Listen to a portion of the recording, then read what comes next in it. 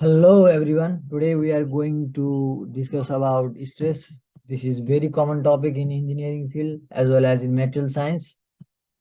Everyone must have heard this term before. Today we will try to explore its mathematical aspect. So our topic goes like this: why stress is not a vector. To understand this, we must know first what the scalar, vector and tensor is. Firstly, scalar is a magnitude denoted by a single number. It is also called zero order tensor. An example is mass. Similarly, vector has magnitude and direction denoted by array of the number, and it is called first order tensor. Example are force and area. As you can see in the figure 1, area as a vector, but the platform of area A is the magnitude, and the direction perpendicular to that platform, to that area, give the direction for that vector. So combinedly it is a vector.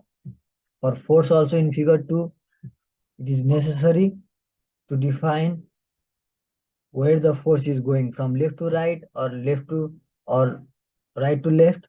Similarly, for the pushing force, if there is 5 kilonewton pushing force, we must define where the 5 kilonewton force is going, which means force is also a vector. Tensor is a mathematical object that can be used to describe physical properties. I have already discussed this before. Scalar has only magnitude, vector has magnitude and direction, and tensor has magnitude, direction, and plane.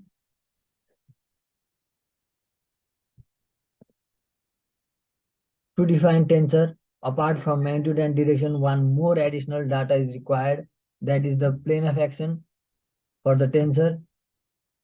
In our example, in our topic, we are going to define stress as a second order tensor. So let's see stress as a tensor. It is the tensor because it describes the things happening in two directions simultaneously. Like you can see in the figure 4 also, there are this consists of figure 4 consists of component of stress, where the sigma 1 2 denote the stress whose surface orientation is along one direction, and direction of force is along the two direction, which means the surface orientation means the orientation of the area plane, and second, direction of force means from where the force is coming. This combinedly give the tensor. To understand the component of tensor, the component of vector example is given in figure number 3. As you can see, F can be resolved into vertical force and horizontal force. Horizontal force is F cos theta and vertical force is F sin theta. This F cos theta and F sin theta combinedly give the component of the force and combined denoted of force F. Similarly, this sigma 1 2, sigma 1 1, sigma 1 3, all these component belongs to the component of stress. This combinedly define the stress at a point. In material perspective, we define the stress at a point. We are all talking about at a point. We are not going beyond the point. We are all trying to describe what is happening in that point, in that instant. Now, if we, like I have already said before, if you combine all these sigma ij, the collection of them is stress tensor.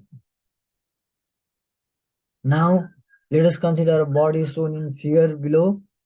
If you want to find the state of stress at a point inside a body, we need to cut the body with the normal vector n. This normal vector n means the vector perpendicular to the area of the plane that we have used to cut the body into two halves.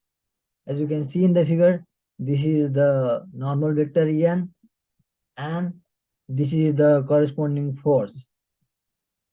Now we can cut this body into many infinite planes, which means this body can be uh, cut into many planes, and this every plane define a stress vector, which means infinite stress vector. I will repeat this again. After we cut the body into two halves by a plane, then the orientation of the plane is fixed. So if the orientation of the plane is fixed, then the one of the direction is confined of the tensor. If the direction is confined, then the tensor becomes the vector. So this infinite stress vector, this infinite plane, we call it a vector, not a tensor at this point, because by the cutting plane, orientation of the cutting plane is fixed. So we cannot define it as a tensor. This is a vector. And this totality of all the stress vector can be defined as a stress at a point. Now, at the point inside the body, after we cut the body with infinite number of planes, which give the infinite stress vector, this combination of infinite stress vector would define the stress at a point. Like I mark with a blue in the figure, this is a point. We are going to define the stress at this point, and we are cutting the plane along this point into infinite times, and this infinite stress vector will in totality define the stress at a point. Now stress become vector, as I have already mentioned, which is also known as traction vector.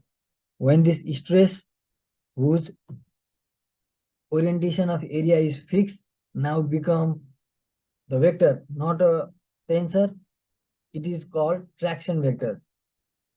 This traction vector is used to define the boundary condition, because with the fixed area we can define the boundary in the material for the computation purpose. Now, food for the thought, strain is also a tensor like stress. Now it is your assignment to think strain as a tensor.